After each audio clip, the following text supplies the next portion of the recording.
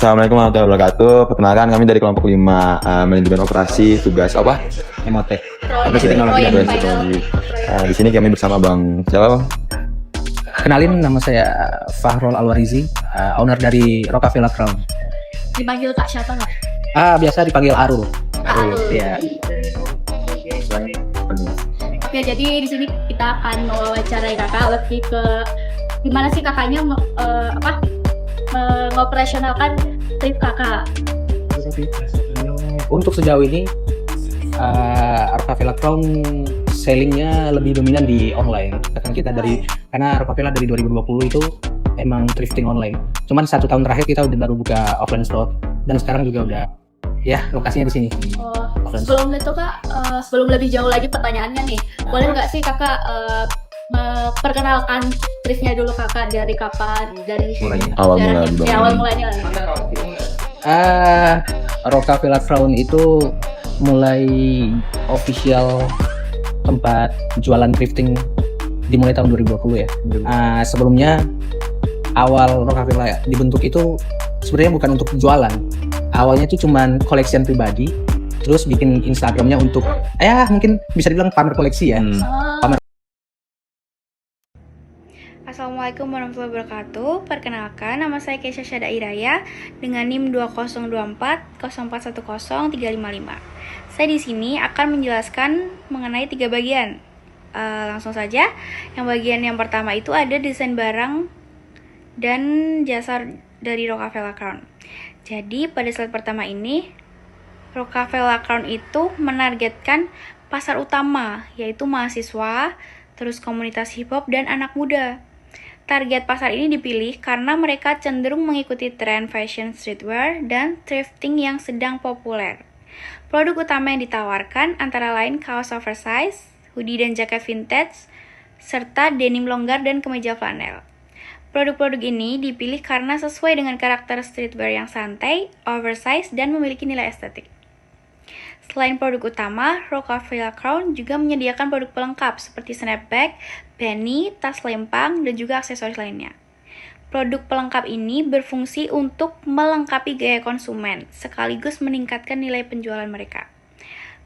Dari seluruh produk yang dijual, produk yang paling diminati atau produk bestsellernya itu ada di kaos oversize, hoodie atau jaket vintage, serta branded thrift.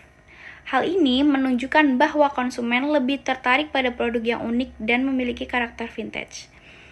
Untuk sumber produknya, Rockefeller Crown bekerja sama dengan supplier thrifting dan juga melakukan kurasi langsung oleh owner, sehingga kualitas dan keunikannya tetap terjaga.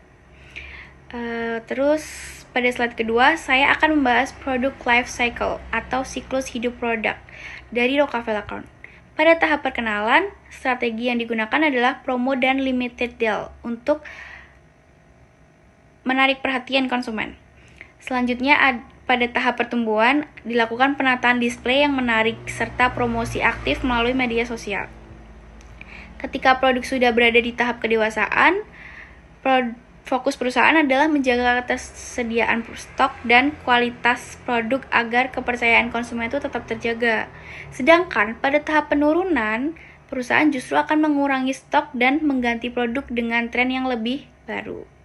Dilihat dari company life cycle, Rockefeller Crown saat ini berada pada tahap pertumbuhan menuju kedewasaan, di mana brand sudah mulai dikenal tetapi masih terus berkembang. Untuk kekuatannya sendiri, Rockefeller Crown sangat responsif terhadap tren dan dekat dengan komunitas. Namun, kelemahannya adalah stok dan ukuran yang masih terbatas, karena kalau barang thrift itu cenderung memiliki satu model itu memiliki satu ukuran. Lalu, oleh karena itu, terdapat beberapa rekomendasi dari kami seperti disverifikasi produk, promo bundling, dan perluasan sourcing agar variasi dan ketersediaan produk bisa meningkat. Selanjutnya, metode analisis yang digunakan pada tahap ini adalah House of Quality dengan bantuan aplikasi Edromex. Slide ketiga membahas bagian kedua, yaitu ada manajemen kualitas atau quality management. Konsep kualitas yang diterapkan mengusung gaya thrifting lifestyle, di mana produk tidak hanya dijual tetapi juga dijadikan display di kafe sebagai elemen dekorasi. Hal ini memberikan nilai tambah pada produk. Dalam pengendalian kualitas, proses kurasi dilakukan langsung oleh owner. Hanya produk dengan kondisi baik hingga sangat baik yang dijual. Selain itu, dilakukan pencucian manual dan penyetrikaan sebelum ditampilkan atau di display. Namun, terdapat beberapa permasalahan seperti resiko debu, asap, dan bau dari lingkungan kafe yang dapat mempengaruhi kualitas pakaian. Selain itu, pengecekan kualitas belum memiliki jadwal tetap. Owner merangkap beberapa pengelola dan proses pencuciannya masih manual, memakan waktu cukup lama. Oleh karena itu, kami merekomendasikan untuk diberikan penjadwalan quality check secara rutin, lalu ada penggunaan pelindung pakaian transparan, terus ada rotasi display, serta penambahan tenaga kerja agar lebih efisien. Metode analisis yang digunakan pada bagian ini adalah House of Cards.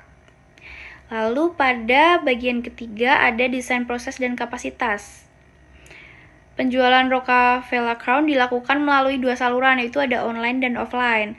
Untuk offline sendiri, produknya sistemnya itu produk dipajang, lalu dipajang di kafe, lalu setiap produk juga sudah dilengkapi dengan label harga. Jadi kalau ada pembeli bisa lihat-lihat dulu bahannya, terus size-nya juga. Jadi tinggal kalau cocok dengan harganya bisa langsung dibeli atau juga bisa nego di sana. Sedangkan untuk penjualan online, harga tidak dicantumkan secara terbuka. Konsumen harus menghubungi penjual terlebih dahulu melalui pesanan pribadi. Strategi ini bertujuan untuk menyeleksi pembeli yang serius dan mempermudah komunikasi lanjutan, terutama untuk pembelian dalam jumlah besar atau ekspor, karena mereka juga sudah beberapa kali ekspor ke beberapa negara. Kapasitas ditentukan oleh jumlah stok pakaian thrifting, ketersediaan ruang penyimpanan gudang, serta area display di kafe. Untuk penjualan online sendiri, kapasitas disesuaikan dengan kemampuan merespon pesanan, proses pengemasan, dan pengiriman. Produk dengan permintaan tinggi, seperti jersey dan kaos streetwear, diprioritaskan untuk penjualan online. Beberapa rekomendasi yang diberikan yaitu konsistensi label harga pada penjualan offline, terus standarisasi format komunikasi online, integrasi pencatatan stok offline dan online agar lebih tertata, lalu ada optimalisasi proses pengemasan dan pengiriman. Yang kita pakai metode analisis di bagian ketiga ini ada linear programming, maaf. Jadi sekian penjelasan dari saya. Kurang lebihnya mohon maaf. Selanjutnya akan dijelaskan oleh teman saya, Alifa Sofia. Oke, sebelumnya perkenalkan saya Alifa Sofia Zalfa dengan NIM 20240410371. Nah, di sini saya akan menjelaskan mengenai 3 poin. Yang pertama, strategi lokasi, yang kedua, strategi tata letak, dan ketiga, mengenai SDM dan job design. Oke. Baik, pada slide ini langsung saja saya menjelaskan mengenai strategi lokasi. Nah, saat ini Rockefeller itu berlokasikan di Cafe 369 di Yogyakarta. Nah, lokasi ini bukan sebagai toko retail utama mereka, melainkan sebagai pusat operasional thrift online. Nah, secara fungsi, lokasi ini tuh digunakan untuk branding, display produk terbatas, foto produk, dan proses packing, serta sebagai titik pengiriman penjualan online. Nah, dari sisi kondisi operasionalnya, penjualan Rockefeller Crown didominasi secara online, sehingga toko fisik tidak difokuskan untuk penjualan langsung. Selain itu, supplier mereka tuh bersifat tidak tetap dan berpindah-pindah, sehingga lokasi tidak bergantung pada satu pemasok tertentu. Nah, selanjutnya itu berdasarkan asumsi aktivitasnya. Ada 80% aktivitas berfokus itu pada operasional dan distribusi online. 20%-nya sisanya untuk pengadaan barang. Dari perhitungan konsep center of gravity, lokasi saat ini menunjukkan keseimbangan secara konseptual terhadap aktivitas operasional usaha. Nah, oleh karena itu kami merekomendasikan strategi lokasi adalah mempertahankan lokasi saat ini sebagai pusat operasional dengan fokus pada kemudahan distribusi dan kedekatan dengan jasa ekspedisi, bukan pada kedekatan dengan supplier. Oke, jadi itulah mengenai strategi lokasi. Baik, pada slide ini mengenai strategi tata letak. Nah, kondisi saat ini tuh menunjukkan bahwa area thrifting dengan area cafe 369 itu menyatu. Display produk thrift diletakkan dekat pintu masuk sehingga visibilitas brand cukup tinggi. Namun, ruangnya itu terbatas, pengunjung masih belum terarah dengan baik. Nah, dari kondisi tersebut muncul beberapa tantangan, yaitu lalu lintas pengunjung kafe seringkali menunggu area belanja thrift, display produk menjadi terbatas, dan kurangnya privasi, serta pengawasan produknya mereka itu belum optimal. Nah, untuk tujuan dari perancangan tata letak ini adalah untuk memperjelas area thrifting tanpa mengganggu aktivitas kafe, meningkatkan visibilitas dan kenyamanan pengunjung, serta tetap mendukung branding dan operasional thrift yang berbasis online. Nah, pendekatan layout yang digunakan adalah layout retail yang fleksibel dengan penerapan zoning area antara kafe dan thrifting, serta berorientasi pada kenyamanan pelanggan. Nah, berdasarkan hal tersebut, kami merekomendasikan tata letak yang diberikan adalah pemisahan visual antara kafe dan area thrifting, penempatan area thrift yang lebih strategis dan terfokus, alur pengunjungnya lebih terarah, serta tata letak yang lebih efisien untuk mendukung SDM yang terbatas. Jadi itulah mengenai strategi tata letak Rockefeller. Oke, pada slide ini mengenai manajemen SDM dan job design Rockefeller. Nah, saat ini mereka memiliki 2 SDM inti, yaitu owner yang merangkap sebagai admin operasional, dan satunya fotografer produk yang bersifat freelance atau part-time. Nah, penjualan mereka itu didominasi secara online, sehingga toko fisiknya itu lebih difokuskan untuk branding dan operasional.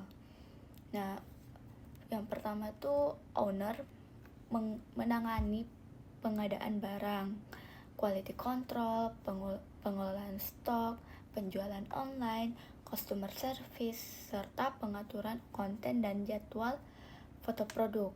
Sementara fotografer berfokus pada pengambilan foto produk untuk katalog dan media sosial. Nah, sistem ini tuh cukup efisien karena biaya tenaga kerja rendah dan koordinasinya cepat. Namun, mereka memiliki tantangan berupa ketergantungan yang tinggi pada owner. Oleh karena itu, kami merekomendasikan penambahan admin online part-time saat volume penjualannya itu meningkat. Pembagian tugasnya juga yang lebih jelas, serta penjadwalan foto produk secara rutin. Jadi itulah mengenai SDM dan job design Rockefeller. Sekian. Assalamualaikum warahmatullahi wabarakatuh. Nama saya Farah Putarisyana dengan NIM 363. Pada slide ini saya akan menjelaskan bagaimana manajemen rantai pemasok diterapkan pada bisnis toko thrifting. Pertama, dari sisi jenis pemasok. Toko thrifting memiliki beberapa sumber pemasok utama. Yang pertama adalah supplier, baju impor, yang menyediakan pakaian bekas dalam jumlah besar. Kedua, ada supplier lokal atau pengepul yang biasanya mengambil barang dari berbagai daerah. Selain itu, toko juga bisa mendapatkan barang langsung dari konsumen yang ingin menjual pakaian bekas layak pakai. Dengan variasi pemasok ini, toko memiliki lebih banyak pilihan stok. Selanjutnya terkait kriteria pemilihan pemasok tidak dilakukan secara sembarangan. Toko mempertimbangkan harga dan margin keuntungan agar bisnis tetap berjalan secara sehat. Selain itu, kualitas dan kelayakan produk juga menjadi faktor penting karena sangat memengaruhi kepuasan pelanggan. Jarak pemasok dan biaya pengiriman juga diperhatikan untuk menekan biaya operasional. Terakhir, variasi produk harus sesuai dengan tren agar barang yang dijual tetap diminati pasar.